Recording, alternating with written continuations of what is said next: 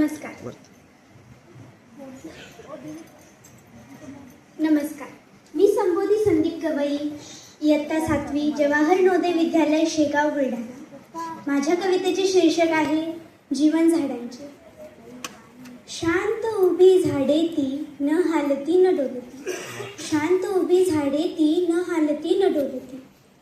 आपसात बोलती ती, पाणी दिल्यावर खुश होती. आपसात बोलती ती, पाणी दिल्यावर खुश होती.